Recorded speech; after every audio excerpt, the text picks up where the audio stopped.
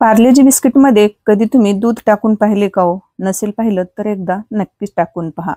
फक्त 10 रुपये खर्च करून मार्केटमधील महागड्या स्वीटला टक्कर देणारा हा भन्नाट पदार्थ तयार करून दाखवणार आहे.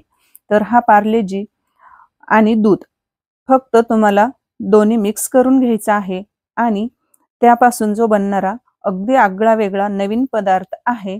तर तो खाल्ल्यावर तुम्ही थक्कच व्हाल. अगदी झटपट बनणारी रेसिपी आहे.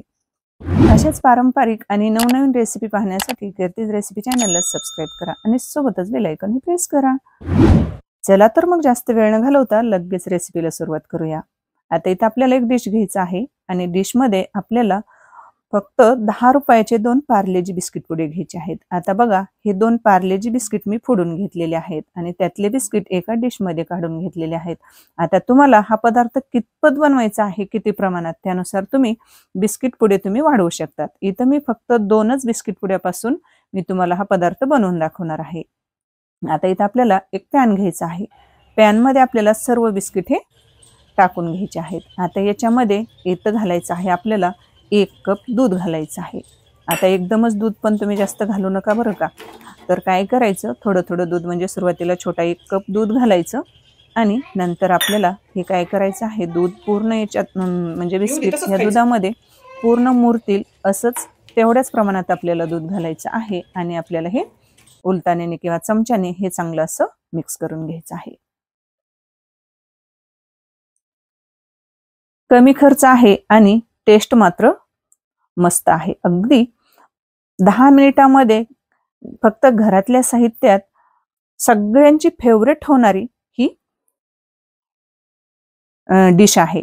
अगदी बघा, हे काय करायचं, मिश्रण चांगलं घट्ट हे असं मिक्स करून घ्यायचं आहे. अगदी 2-3 मिनिट आपल्याला हे परतून घ्यायचं आणि असं टेक्स्चर म्हणजे घट्ट झालं की गॅस बंद करायचा आणि हे मिश्रण आपल्याला एका डिशमध्ये काढून घ्यायचं आहे. आता आपल्याला त्याच पॅनमध्ये काय करायचं, 1 वाटी साखर घालायची. तर छोटी 1 वाटी म्हणजेच 1 कप साखर घेतलेली आहे. त्याच्यामध्ये आपल्याला 2 कप पाणी घालायचं आहे आणि साखर ही आपल्याला चांगली वितळून घ्यायची आहे. अगदी 7 ते 8 केशरच्या काड्या घालायच्या आहेत, म्हणजे याने आपण जो पदार्थ बनवणार आहोत की नाही, तर त्याला छान असा फ्लेवर छान येतो. त्या पदार्थामध्ये फ्लेवर छान उतरतो आणि रंग पण छान दिसतो. अगदी 2-3 इलायची घालायची आहेत फोडून आणि साखर ही आपल्याला चांगली अशी वितळून घ्यायची आहे. अगदी बघा, साखर आता चांगली विरघळलेली आहे आणि सतत आपल्याला हे मिश्रण हलवत राहायचं आहे आणि याचा पाक आपल्याला थोडासा काय करायचा आहे, असा चिपचिपा पाक बनवून घ्यायचा आहे. अगदी हातावर आपल्याला काय करायचं, थोडंसं असं हातावर घ्यायचं, 2 बोटाने असं चेक करायचं. असं चिपचिपा वाटला की गॅस बंद करायचा. आता इकडे आपलं हे मिश्रण बघा मस्त असं थंड झालेलं आहे बऱ्यापैकी. तर आतापर्यंत मी तुम्हाला सांगितलं नव्हतं की आज आपण नेमका कुठला पदार्थ बनवणार आहोत. तर आज आपण बनवणार आहोत पार्लेजी बिस्किट पासून गुलाबजामुन. तर बघा, काय करायचं, गुलाबजामुनच्या आकाराचं आपल्याला थोडे थोडं मिश्रण घ्यायचं आहे आणि अगदी आपल्याला गोल गरगरीत असे हे गुलाबजामुन याचे बनवून घ्यायचे आहेत. या पद्धतीने एकदा तुम्ही बनवून पहा तर खरं, खूपच टेस्टी लागतात, स्वादिष्ट लागतात. अगदी बघा, आपण खव्याचे बनवतो की नाही, अगदी त्यापेक्षाही खूपच सुंदर म्हणजे टेस्टी अशी चव येते. एकदा तुम्ही नक्कीच बनवून बघा. घरामध्ये जर तुमच्याकडे कधी खवा नसेल आणि जर मुलांना तुम्हाला जर काहीतरी जर गोड खावंसं वाटत असेल ना, तर तुम्ही हे पार्लेजी बिस्किट पासून गुलाबजामुन नक्की बनवून बघा. आता बघा, आपले गुलाबजामुन पूर्ण बनवून झालेले आहेत. आता इथं आपल्याला एक घ्यायचं आहे आप्पे पात्र आणि त्याच्यामध्ये अगदी आपल्याला केटलीतली 1 पळी तेल घालायचं आहे. अगदी आप्पे पात्रामध्ये थोडं थोडं आणि याच्यामध्ये आपल्याला हे गुलाबजामुन ठेवायचे आहेत.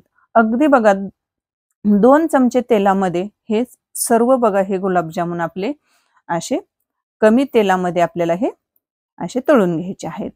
आता काय करायचं, लगेच आपण आप्पे पात्रामध्ये हे गुलाबजामुन टाकले की लगेच पलटी करायची, गडबड करायची नाही. अगदी काय करायचं, 2 मिनिट थांबायचं आणि नंतर आपल्याला गॅस हा मध्यम ठेवायचा आहे. जास्त मंद पण नाही आणि जास्त हाय पण ठेवायचा नाही. आणि आपल्याला पूर्ण बाजूने काय करायचं आहे, असं आलटून पलटून आपल्याला सर्व गुलाबजामुन हे चांगले आपण गुलाबजामुन तळून घेतो की नाही, अगदी त्याच रंगाचे होईपर्यंत आपल्याला हे चांगले असे परतून घ्यायचे आहेत. आता इथं पाहू शकतात मस्त असा सुरेख रंग आलेला आहे आणि गुलाबजामुन जसे आपण तळतो की नाही खव्याचे, अगदी त्याच पद्धतीचे इथं आपले हे गुलाबजामुन मी आप्पे पात्रामध्ये भाजून घेतलेले आहेत, म्हणजे तेलामध्ये तळून घेतलेले आहेत. आता सेम त्याच पद्धतीने राहिलेले गुलाबजामुन सुद्धा आपल्याला असेच कमी तेलामध्ये हे भाजून घ्यायचे आहेत.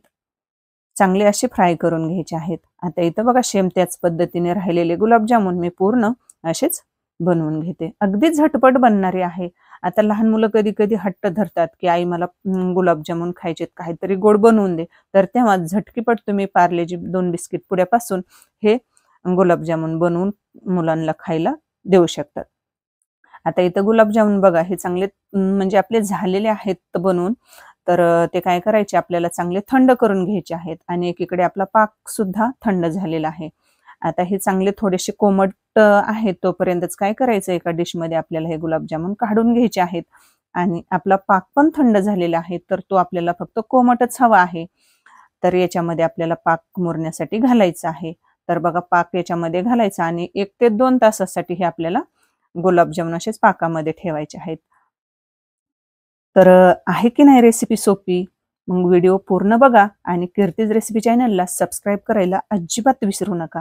लाईक, कमेंट, सबस्क्राईब आणि तुमचा सपोर्ट तीच आमची प्रेरणा आहे. अगदी बघा, अगदी रसरशीत असे मुरलेले पार्लेजी बिस्किटपासून बनवलेले हे आपले गुलाबजामुन अगदी बघा तोंडात टाकताच विरघळणारे इथं बनवून तयार झालेले आहेत. आता 2 तासानंतर मी तुम्हाला दाखवते सुद्धा. तर आपले गुलाबजामुन हे गुलाबजामुनला कसं टेक्स्चर आलेलं आहे. तर इथं पाहू शकतात काय सुरेख असा रंग आलेला आहे आणि अगदी पाकामध्ये रसरशीत असे मुरलेले हे पार्लेजी बिस्किटपासून बनवलेले रसरशीत मुरलेले गुलाबजामुन इथं आपले बनवून तयार झालेले आहेत.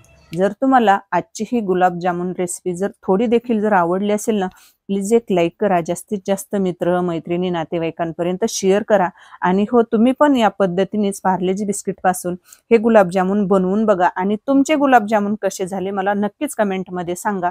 आणि हो, तुम्ही माझा व्हिडिओ कुठून पाहतात, कोणत्या गावातून, कोणत्या जिल्ह्यातून पाहतात, तर ते मला जरूर कमेंटमध्ये कळवा. तर भेटूयात अशाच एका छानशा आणि सोप्या रेसिपीमध्ये. तोपर्यंत स्वस्त खा आणि मस्त राहा.